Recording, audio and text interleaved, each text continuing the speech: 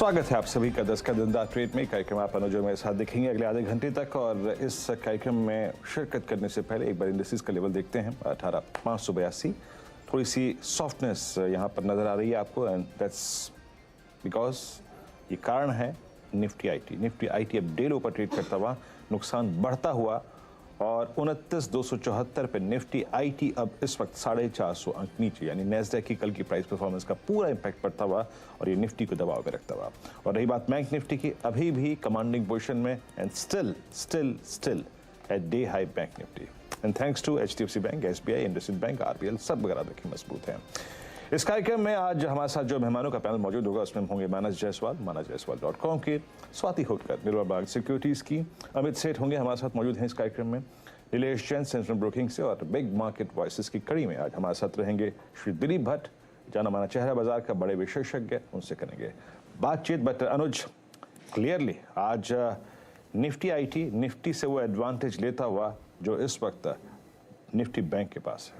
बिल्कुल वीरू, आज तो जैसे कहते हैं ना, आज एक प्रोग्राम ट्रेड, और सुबह अगर आपने जो एक प्लान बनाया होता उस प्लान को एग्जीक्यूट किया होता ब्यूटीफुली, देखिए इससे बेटर प्लान नहीं मिला होता निफ्टी बैंक पे, खास तौर से निफ्टी बैंक में एग्जैक्टली उस जोन में मिला आपको सुबह ओपन, और वहाँ से क्या ज़बरदस्त मूव, और उसके बाद 43,920 और वहाँ से अब मूव दिखाता हो 44,108। अब उस लेवल का ध्यान रखिए 44,152 वाला, वो जो है वहाँ पर स्टॉप लॉसेस प्लेस्ड होंगे सबके, सारे के सारे कॉल राइटर्स वहीं पर छुपे हैं। अगर वो क्रॉस हुआ तो बड़ा मूव और आपको देखने को मिलेगा यहाँ पर, और 44,300 भी जा सकते हैं। निफ्टी क्लियरली लेकिन आपको वो ट्रैक्शन नहीं दे रहा है, और निफ्टी में आज मेरे ख्याल से ट्रेड फिर नहीं है, बैंक निफ्टी में ट्रेड है, क्योंकि निफ्टी में आईटी का बहुत ज़्यादा प्रेशर है, और सिर्फ आईटी का नहीं, अब रिलायंस का भी प्रेशर आ रहा है। रिलायंस को भी एक बार लेकर आइए चार्ट पर और उसको भी देखिए, तो वो भी कॉन्ट्रीब्यूशन रेट में आप देखेंगे रिलायंस एट डेज लो, तो Reliance at days low, Nifty IT at days low, Nifty bank at days high. और ये एक बेसिकली एक पूरे साल की चला भी है कि Nifty IT under performing, Nifty bank out performing, और बहुत ही बड़ी डायकॉटमी। इनफैक्ट अगर आप ईयर टू डेट चार्ट लेकर आएंगे निफ्टी आईटी और निफ्टी बैंक का, तो आप एक बहुत ही इंटरेस्टिंग चीज़ नोटिस करेंगे। उस चार्ट को लेकर आते हैं actually, Nifty IT versus Nifty bank year to date. मेरे ख्याल से 25% करीब चला होगा बैंक निफ्टी इस साल, करीब 24%, 24.3% निफ्टी बैंक का मूव इस समय, और 24.3% ही गिरा है निफ्टी आईटी। देखिए क्या ज़बरदस्त, मतलब एक ईयर टू डेट चेंज है, ऑलमोस्ट सेम 25% का मूव। तो मतलब एक अगर आपने पेयर ट्रेड ली हो जिसमें आपने निफ्टी बैंक लॉन्ग किया और निफ्टी आईटी शॉर्ट किया हो, तो करीब 50% का एक रिलेटिव मूव इस समय ज़बरदस्त। ये पिछले 3 साल की जो आउट परफॉर्मेंस थी उसको नेगेट कर रहा है, और दिसंबर का महीना है तो एक ट्रेंड जो है वो एक्सेंचुएट करता है दिसंबर का महीना।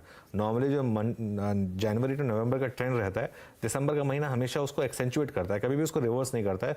रिवर्सल्स आते हैं जनवरी में, तो अगर रिवर्सल का मंथ आएगा तो जनवरी में आएगा, लेकिन दिसंबर का मंथ हमेशा कंटिन्यूएशन वाला मंथ होता है, और वो हमने इस समय यहाँ पर देखा भी है। तो अब एक काम करते हैं, अपने गेस्ट को जोड़ना शुरू करते हैं। हमारे साथ निर्मल बैंक की स्वाति होटकर भी जुड़ गई हैं, और सेंट्रल ब्रोकिंग के नीलेश जैन भी जुड़ गए हैं। आप दोनों को गुड मॉर्निंग।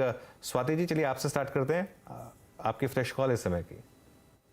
यस, डेफिनेटली आज हम लोग निफ्टी में लिटिल बिट प्रॉफिट बुकिंग देख रहे हैं, बट बैंक निफ्टी में अभी भी स्ट्रेंथ इंटैक्ट है, तो ओवरऑल व्यू पॉजिटिव है, but we are suggesting partial profits at least higher level पे बुक करना चाहिए। बट ये मार्केट स्टॉक स्पेसिफिक है, स्टॉक्स में अभी भी स्ट्रॉन्ग मोमेंटम रैली हमें नजर आ रहा है, तो इस हिसाब से मैं अभी एक बाय कॉल देने वाली हूँ, जो कि है अडानी पोर्ट पे। अडानी पोर्ट में हम लोग ने अभी तक मोमेंटम इतना कोई देखा नहीं है, जिस हिसाब से इंडेक्स में हम लोग ने मोमेंटम कैरी फॉरवर्ड किया है। मुझे लगता है अडानी काफी साइडवेज मोमेंटम में चल रहा था लास्ट काफी दिनों से, अभी अपसाइड में कंसोलिडेशन ब्रेकआउट के वर्ज पे है, तो मुझे लगता है करंट लेवल पे अडानी पोर्ट बाय करना चाहिए। 925 930 के लेवल्स में अपसाइड में देखती हूँ, तो buy Adani port at the current market price, stop loss can be kept at 895 for immediate target of 925 rupees.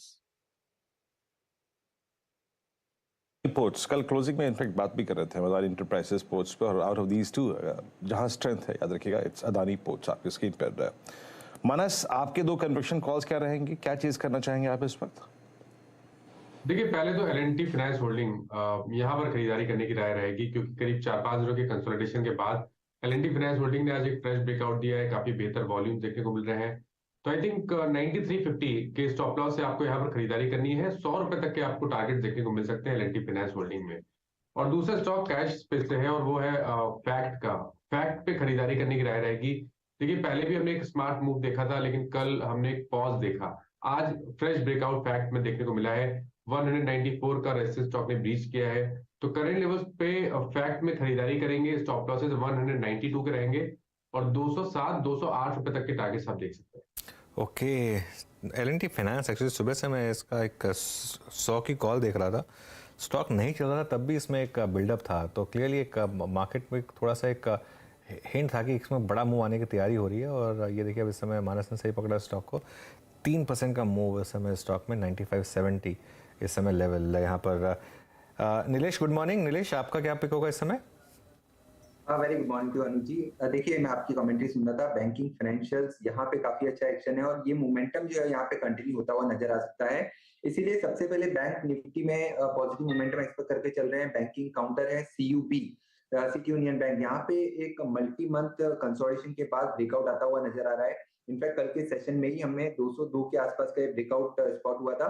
अब यहाँ से जो मोमेंटम है वो 210 से 212 की ओर कंटिन्यू होता हुआ नजर आ सकता है on the immediate basis. Stop loss होगा लगभग 200 के नीचे का यहाँ पे स्टॉप लॉस रखना होगा। 200 के आसपास का स्टॉप लॉस मेंटेन करके चल सकते हैं।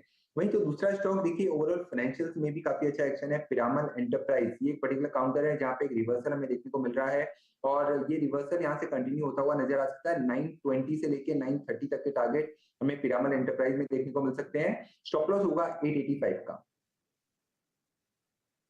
जी हाँ, पिरामल एंटरप्राइजेस, अभी कुछ देर पहले अगर आप देखें ये स्वाति जी की भी मेरे ख्याल से कॉल थी, PEL नहीं मेरे ख्याल से स्वाति जी ने किसी और, ये राजेश हरपुते जी की कॉल थी, माफ़ कीजिएगा।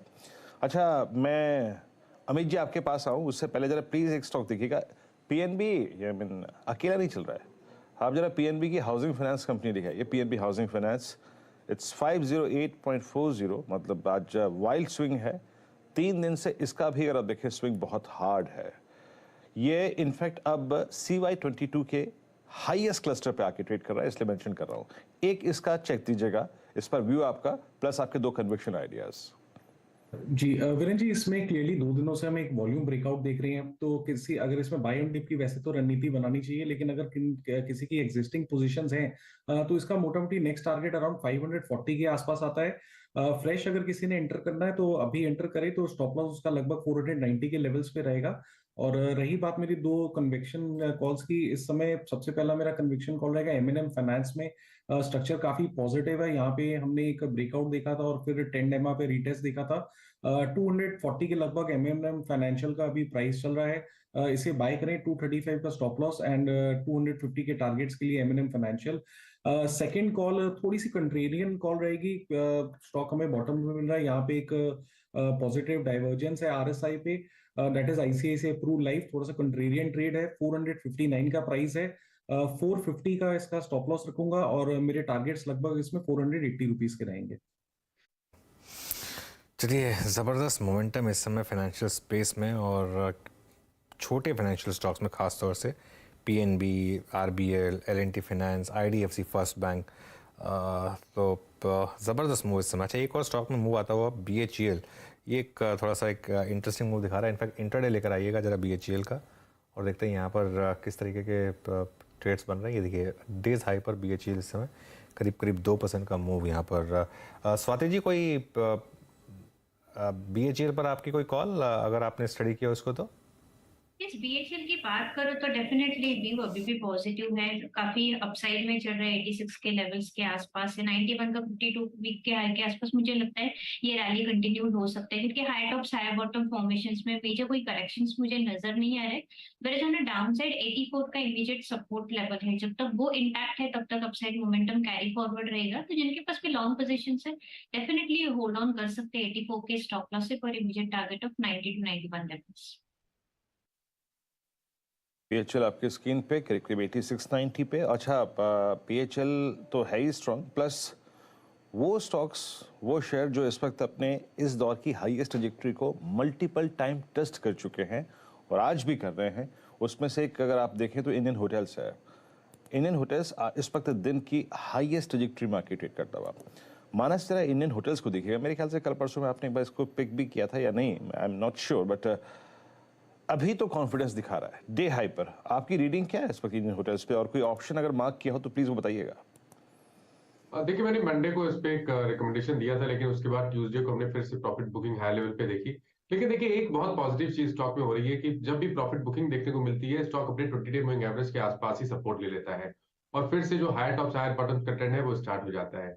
तो पैटर्न बिल्कुल पॉजिटिव लगता है। आई थिंक अभी भी स्टॉक में 345 के लेवल्स को टेस्ट करने का पोटेंशियल है।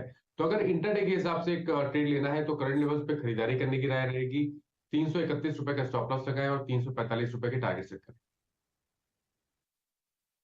इंडियन होटल साहब आपकी स्क्रीन पे 335 पे डे हाई पर ट्रेड करता हुआ निफ्टी पीएसयू बैंक इंडेक्स लेके आइएगा। आज बदौलत पीएनबी के बदौलत अगर आप देखें सभी स्टॉक्स के, एक बार ये फिर इंडेक्स जो है अपनी ऑल टाइम हाई ट्रेजेक्ट्री में, इट्स 4610, ये इसका इस दौर का नया हाई है 4612।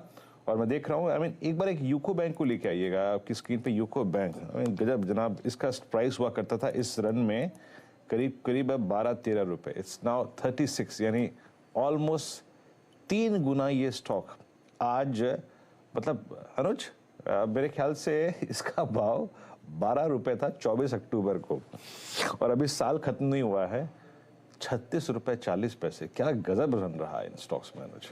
नहीं वीरू, सही में किसी ने एंट्री मारी होती। देखिए बिल्कुल। और ये जो पीएसयू बैंकों की मूव है ना, इसको लेके मैं हमेशा बोलता हूँ कि ये एक सबसे इससे बड़ा एग्जांपल नहीं हो सकता मार्केट में। ये एक जो मिथ है डिस्पेल करने का कि stock market is only for long term. हाँ, बड़ी वेल्थ स्टॉक मार्केट में लॉन्ग टर्म में बनती है, ये बात सही है, लेकिन स्टॉक मार्केट में टाइमिंग भी मैटर करती है। यूको बैंक अगर आपने 10 साल पहले लिया होता तो आप इस समय नेगेटिव में होते। यही यूको बैंक आपने अगर साल की शुरुआत में लिया होता तो जब आपने बोला कि 4 टाइम्स आपका पैसा बन गया होता। तो कहाँ कब बाय कर रहे हैं उसमें पैसा बनता है आपका।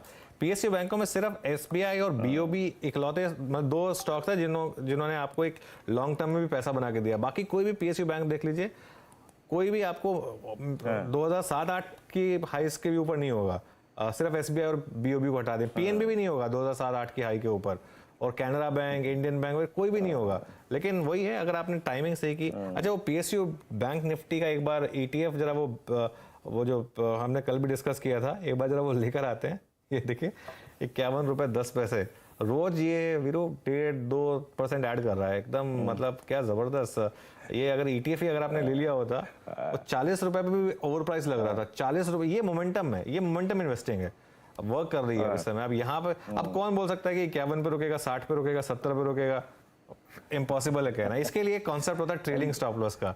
अगर आप एक अच्छी ट्रेड में हैं तो बस ट्रेलिंग स्टॉप लॉस, उसके बाद मार्केट को आपको बाहर निकालने दीजिए, आप मत चूज करिए वो। जी हाँ, और याद रखिए we are talking about ETF. हम किसी स्टॉक के बारे में बात नहीं कर रहे हैं, हम एक ईटीएफ के बारे में बात कर रहे हैं। क्या गजब अगर आप देखें रन रहा है इस स्टॉक का, ईटीएफ का। अच्छा, 1-2 स्टॉक्स और मार्क कर देता हूँ, याद रखिएगा। और निफ्टी बैंक को भी अगर आप देखें वो 44, 110, 150 की ट्रेजेक्ट्री जो है वो थोड़ा सा परेशान कर रही है। मीनवाइल जरा एक स्टॉक लेके आइए, CESC कैलकुलेटर इलेक्ट्रिक, और आपकी स्क्रीन पे 83 पे आके ट्रेड कर रहा है। अमित, आप ही के पास आऊँगा इसके लिए। आपका व्यू CESC पर, अगर कोई डिलीवरी पे काम कर रहा है या किसी के पास है, मैं फ्रेश ट्रेड के प्रोस्पेक्टिव से बात नहीं कर रहा हूँ, जस्ट मैं एक चेक ले रहा हूँ। दरअसल ये अक्टूबर 2021 यानी फ्रेंकली स्पीकिंग करीब 14 महीने के ब्रेकआउट पॉइंट पे बैठा हुआ है। आपका व्यू इस वक्त? जी अनुज जी, वीरेंद्र जी काफी बेहतरीन स्ट्रक्चर है। 80 में इसका एक रेजिस्टेंस था जो इसने क्रॉस किया, तो स्टॉक में बने रहना चाहिए। किसी की अगर पोजीशन है तो इसके लॉजिकल टारगेट्स बेस्ड ऑन जिस हिसाब से हम वॉल्यूम इसमें बिल्डअप और ब्रेकआउट देख रहे हैं, इसका next possible target is around 86 rupees. Stop loss आप ट्रेल कर लीजिए लगभग 79 रुपीज 50 पैसे के आसपास। कैसा इलेक्ट्रिक आपकी स्क्रीन पर आप देखें डे हाई पर आके ट्रेड करता हुआ। अच्छा, गैस स्टॉक्स में से मैं यूटिलिटीज की बात थोड़ी सी कर रहा हूँ यहाँ पर। लेट्स ब्रिंग गुजरात गैस, और मैं अभी मार्क कर रहा था और कुछ देर पहले मैं फिर स्किप कर गया, बट मैं अब जरूर मार्क करूँगा क्योंकि इसका चार्ट अच्छा है। और एक बार नीलेश देखिएगा, एक ओवरशूट करने से पहले, मतलब निकलने से पहले, चलने से पहले एक होमवर्क होता है किसी भी स्टॉक का, और वो इसने किया। अगर आप देखिए तो दिसंबर के इन 10 शुरुआती सेशंस में इसने बखूबी टाइम स्पेंड किया above 200 day exponential moving average, और ये 200 डेमा के ऊपर इतना टाइम स्पेंड करने की प्रोसेस एक ज़माने बाद हुई है। आई मीन मेरे ख्याल से फरवरी 2022 के बाद पहली बार ये प्रोसेस हुई।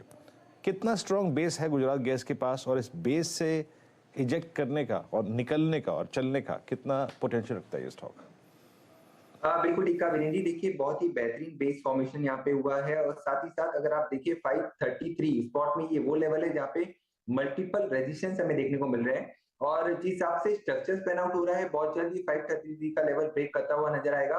उसके बाद जो टारगेट एग्रेसिव टारगेट निकल के आ रहे हैं लगभग 550 से लेके 570 की ओर काउंटर बहुत जल्द जाता हुआ नजर आ सकता है। तो करंट लेवल पे यहाँ पे लॉन्ग साइड में ट्रेड लिया जा सकता है।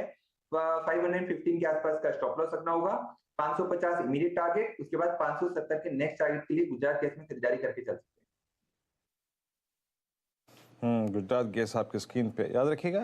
जब हम बात कर रहे हैं कोई ज़रूरी नहीं कि आप इस ट्रेड में कूदें अभी, मतलब इनफैक्ट थोड़ा बाजार को भी देखिए, बट यस इन आइसोलेशन अगर आप गुजरात गैस को देखें, सिर्फ इसका अकेली परिस्थिति में चार्ट्स का आकलन करें तो इट्स डूइंग वेल, और एक अच्छे बेस के बाद अगर आप देखें स्टॉक बाहर निकलता हुआ। एक स्टॉक और जो कि पीएसयू बैंक्स की ट्रेजेक्ट्री में अपना जो प्रेजेंस है वो फील करा रहा है, that's I think bank of Baroda. एक बार स्क्रीन पे लेके आइएगा। यस एट 191, ये भी अगर आप देखें आज करीब डे मिड पे ट्रेड करता हुआ 192 191, ये अगर आप देखें इसकी ट्रेजेक्ट्री थी। और कुछ स्टॉक्स जो अच्छा कर रहे हैं उसमें याद रखिएगा इस वक्त बैंक्स पे ही लीड है, बैंक्स में ही लीड है, उसके बाद कुछ यूटिलिटीज हो गई, और आप इंश्योरेंस स्टॉक्स को देखिए अच्छा करते हुए। एक चेक ले लेते हैं हम यहाँ पे HPCL पे भी 246.65 पे आके ट्रेड करता हुआ पे कल के लो को डिफेंड किया, और अब थोड़ा सा डे हाई की ट्रेजेक्टरी मार्केट ट्रेड कर रहा है। लेकिन कल का एक स्टार प्राइस परफॉर्मर लेके आइए। अगर आप कल टाटा कम्युनिकेशन में लॉन्ग थे या फिर परसों लॉन्ग थे, मानस क्या करना चाहिए? आई मीन वो जो मंगलवार की बहुत स्ट्रॉन्ग कैंडल थी जिसने पैसा कमा के दिया, जिसने आपको इस दौर की हाईएस्ट ट्रेजेक्टरी में जाके प्लेस कर दिया, वो थोड़ा सा चैलेंज हो रही है। एक रीजनेबल स्टॉप लॉस क्या होगा इसमें? देखिए 2 दिन पहले हमने ब्रेकआउट देखा, कल हमने एक कंसोलिडेशन का दौर देखा, लेकिन आज क्लियरली वीकनेस दिख रही है। एक अहम सपोर्ट जो कि 1344 1345 की रेंज में था, स्टॉक ने उसको ब्रीच किया, तो शायद यहाँ पर थोड़ा और करेक्शन देखने को मिलेगा। 220 day moving average stock test कर सकता है जो कि 1305 के आसपास है। तो आई थिंक छोटा मोटा उछाल मिले तो निकलने की कोशिश करिए, और फिर खरीदारी आपको तभी करनी है जब स्टॉक 1370 के लेवल्स के ऊपर ट्रेड करना शुरू। ओके चलिए एक बार जरा मार्केट को रिविजिट कर लेते हैं, क्योंकि निफ्टी में अब इस समय थोड़ी सी गिरावट बढ़ रही है, और उसका एक बड़ा कारण है मतलब SBI। एक बार जरा SBI का इंटरडे चार्ट लेकर आइए। IT तो सुबह से परेशान कर रहा है मार्केट को, लेकिन हायर लेवल से SBI थोड़ा कूल ऑफ हुआ है। रिलायंस एक बार और लेकर आइए जरा स्क्रीन पर। रिलायंस का भी इंटरडे चार्ट एक बार देख लेते हैं। यहाँ पर भी एक डिक्लाइन है इस समय। ये देखिए ये स्टॉक भी लो पॉइंट ऑफ द डे, और अब हम आ गए हैं 18,565। इसका मतलब वो जो हमारा सुबह का एक जो लेवल था 10 डे एक्सपोनेंशियल मूविंग एवरेज का 18,576 के करीब, उससे अब थोड़ा सा नीचे। अब देखिए वो जो लॉन्ग ट्रेड्स अगर निफ्टी की हैं तो उनका स्टॉप लॉस करीब 18,490 के करीब है। तो ये देखना होगा एक्सपायरी वाले दिन यहाँ पर वीकनेस बढ़ती है या फिर बाइंग आती है। थोड़ा सा मोमेंटम तो क्लियरली स्लैकन आउट हो ही रहा है यहाँ पर, और उसका मेन कारण जो है वो जैसा मैंने कहा कि IT तो वीक है ही, लेकिन रिलायंस वीक है, और कुछ हद तक इवन SBI में थोड़ी सी प्रॉफिट टेकिंग यहाँ पर आती हुई दिख रही है आपको। मानस IT स्टॉक्स में कोई स्टॉक है जिसको आप एज अ कॉन्ट्रेडियन बाय करेंगे, या यहाँ पर सिर्फ सेल साइड की ट्रेड्स आएंगी?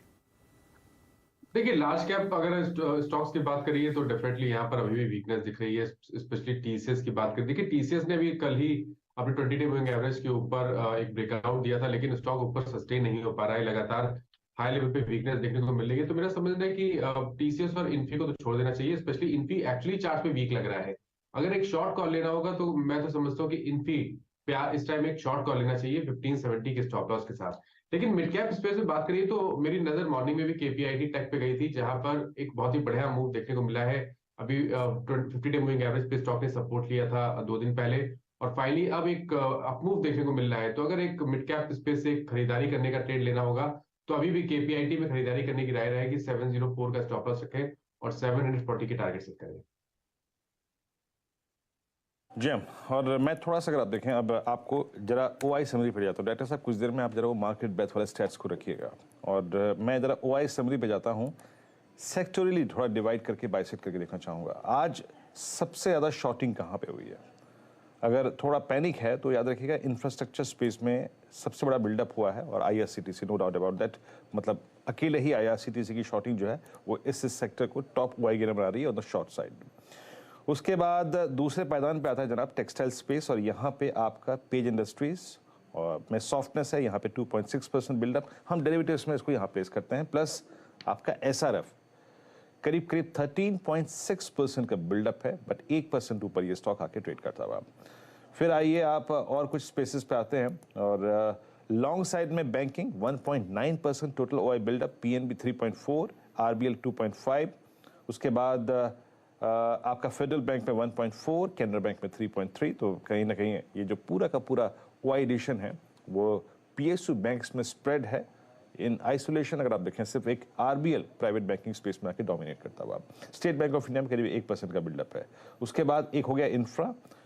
टेक्नोलॉजी स्पेस प्राइस डैमेज सबसे बड़ा यहीं पर ही है, और यहाँ के जो टॉप वाई गेनर्स हैं, और आपको देख के अगर आप थोड़ा अचंभा भी होगा, जो आज निफ्टी आईटी का पैनिक है या फिर जो बैकफुट पे आया या फिर 500 का नुकसान है, इसमें सबसे बड़ा OI addition large cap IT में है, एंड दैट्स इन्फोसिस 3.1% का बिल्डअप और 2.7% का बिल्डअप एचसीएल टेक्नोलॉजीज में। यानी जो मैक्सिमम शॉर्टिंग है वो कंसंट्रेटेड है लार्ज कैप्स में। लुक एट इन्फोसिस, आपकी स्क्रीन पर इन्फोसिस लिखा है, ये मानस इन्फोसिस 1551, और आप ये पिछले 4-5 दिन के अंतराल में सेकेंड टाइम 200 डेमा के जोन को बाइसेक्ट कर रहे हैं, वॉलिड कर रहे हैं। आपका इन्फोसिस पे व्यू मानस? तो देखिए, मैंने इसीलिए मेंशन किया कि इनफी एक ऐसा स्टॉक है जहां पर अगर एक शॉर्ट कॉल लेना होगा तो करंट लेवल्स पे भी एक शॉर्ट कॉल लेना चाहिए 1570 के स्टॉप लॉस के साथ। और या तो आई थिंक यहाँ पर आप पुट ऑप्शन में भी एक लॉन्ग ट्रेड ले सकते हैं। पुट ऑप्शन इनफी का अगर आप देखेंगे तो 1550 वाला पुट ऑप्शन, 1540 का पुट ऑप्शन अवेलेबल है, तो वहां पर आप खरीदारी करिए। 21 रुपए के भाव चल रहे हैं। स्टॉप लॉसेस 14 रुपीज के नीचे लगाइए और 35 रुपए के टारगेट सेट करिए।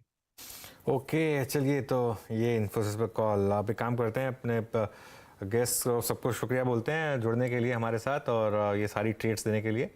और अब बिग मार्केट वॉइसेस कैटेगरी में लेकर आते हैं दिलीप भट्ट को। दिलीप भट्ट काफ़ी टाइम से हमारे चैनल पर आ रहे हैं, काफ़ी जाना माना नाम मार्केट में। भट्ट साहब, गुड मॉर्निंग। पहले तो ये बताइए कि इस समय आप मार्केट को कैसे अप्रोच कर रहे हैं? क्लियर डायकॉटमी मार्केट में है कि बैंकिंग और इकोनॉमी रिलेटेड स्टॉक्स बहुत अच्छा कर रहे हैं और आईटी में ज़बरदस्त वीकनेस है। आपकी अप्रोच क्या रहेगी मार्केट को लेकर? Good morning.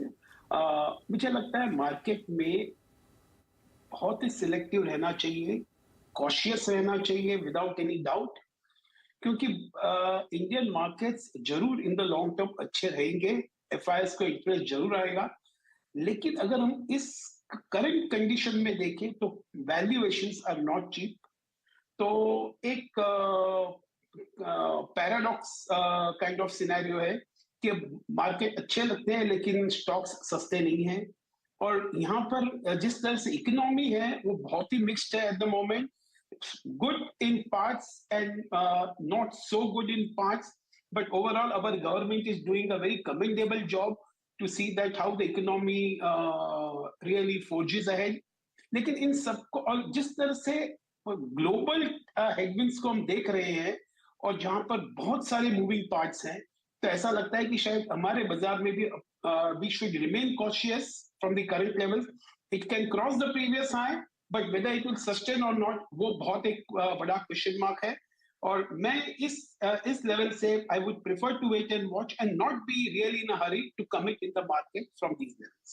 ओके, अच्छा भट्ट साहब, एक जो सेक्टर जबरदस्त आउट परफॉर्मेंस दिखा रहा है वो है पीएसयू बैंक्स। मतलब 90% का year to date gain index में देखा है हमने, और इंडिविजुअल स्टॉक्स में तो 200 से 300% तक गेन्स देखे हैं।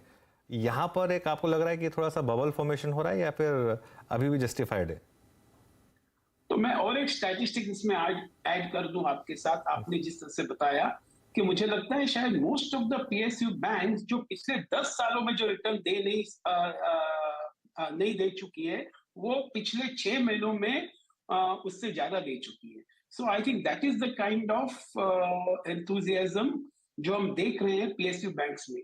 मुझे लगता है overall banking sector will be good, और शायद पीएसयू बैंक्स में और थोड़ा मोमेंटम आ सकता है लेकिन इस लेवल से जरूर one should wait for a reasonable correction to come in, क्योंकि यहाँ पर अभी अगर आप देखें कि यहाँ पर से एनआई ग्रोथ ठीक रहेगा, बुक्स क्लीन हो चुके हैं और hopefully ROS will keep on increasing. लेकिन मुझे लगता है शायद ये सभी बैंक में एक बार उनका फॉलो अप इश्यू आ जाएगा, they will have to raise money अगर if they have to grow. तो मुझे लगता है sale of shares also possibly will be round the corner. और though we like it, but from the current levels, I think one should wait and watch because काफी run up हो चुके हैं ये PSU banks। दिलीप सर नमस्कार, वीरेंद्र बोल रहा हूँ सर, और आज आपको देख के थोड़ी ठंड सी लग रही है। अनुज, दिलीप सर का आउटपुट देख के ऐसा लग रहा है कि बहुत कोहरे में, बहुत धुंध में है। यकीन मानिए बिल्कुल वैसे लग रहा है, एकदम बिल्कुल वैसी फीलिंग आ रही है। अच्छा सर, हम सब इस बात को कॉल करने की कोशिश कर रहे हैं कि we have a bottom in Nifty IT, but जिस प्रकार का यूएस में रेट हाइक और वो जो क्रम जारी रहने का अभी तक संकेत मिल रहा है, ऐसे में निफ्टी आईटी में एक बॉटम बन चुका है, आप इसको कॉल करेंगे या फिर आपको लगता है कि नहीं, अभी पेन बाकी है, ग्रेजुअली प्राइस डैमेजेस अभी और होंगे?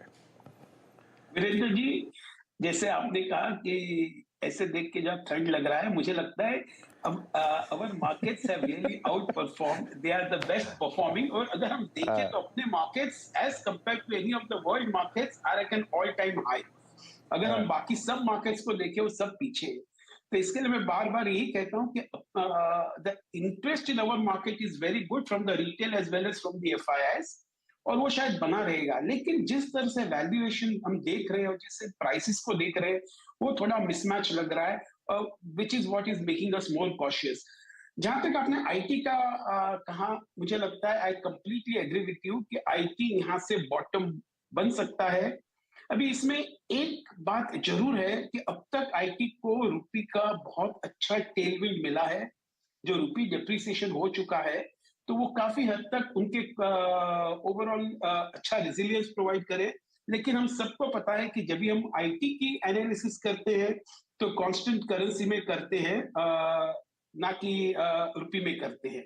लेकिन जिस तरह से रुपी डिप्रिशिएट हुआ है और जिस तरह से डॉलर भी बिहेव कर रहा है, मुझे लगता है शायद थोड़ा बहुत वो वोलेटिलिटी रहेगी। लेकिन having said that, I will still agree with you completely that शायद we will be 2 or 3 quarters early possible in thinking that IT bottom out हो गया है। यहाँ से भी थोड़ा बहुत नीचे जा सकता है, लेकिन on a risk return basis, I will certainly say that IT qualifies as investment for the long term। Okay, for long term, लेकिन नियर टर्म में तो clearly it's all about banks. एक दो स्टॉक्स देखिए जरा, फेडरल बैंक लेकर आइए intraday, और एक धनलक्ष्मी बैंक, दो स्टॉक लेकर आइए। फेडरल बैंक में ज़बरदस्त मूव इस समय डे हाई पर, और ये स्टॉक तो खैर लगातार न्यू हाइज बना ही रहा है, और धनलक्ष्मी बैंक में भी एक ज़बरदस्त मूव, ये स्टॉक भी इस समय एक 52 वीक हाई पर, तो ज़बरदस्त मूव इन स्टॉक्स में। तो दिलीप जी, बजट में कोई एक्सपेक्टेशन है आपकी, जो मार्केट एक्सपेक्ट कर रहा हो? थोड़ा टाइम है, हालांकि अभी 2 महीने हैं, लेकिन कोई main expectation? I think budget में once again the stimulus for growth ये कैसे करेंगे उसी को सबकी नजर रहेगी। शायद डेफिसिट फाइनेंसिंग जो कर रहे हैं, जो जिसका फिस्कल डेफिसिट काफी बड़ा था लास्ट ईयर भी, और उन्होंने वही रिस्क लिया था, और इस साल भी शायद वो रिस्क लेंगे या नहीं, इसका काफी कीनली सब लोग वॉच करेंगे, क्योंकि यहाँ पर एक ग्रोथ स्टिमुलस की बहुत जरूरत है, गवर्नमेंट स्पेंडिंग की बहुत जरूरत है, और जहां पर कैपेक्स है वहां पर वो कैपेक्स साइकिल रिवाइव करने की भी बहुत जरूरत है। तो ओवरऑल इस बजट में I think the theme will be how the government spending will revive the economy and will put the economy on a very very strong foot. हम देख रहे हैं कि अच्छा एफआई फ्लो होने वाला है, शायद न्यू ईयर में हम देख रहे हैं कि शायद अच्छा एफडीआई फ्लो भी होगा, India will be a place to invest.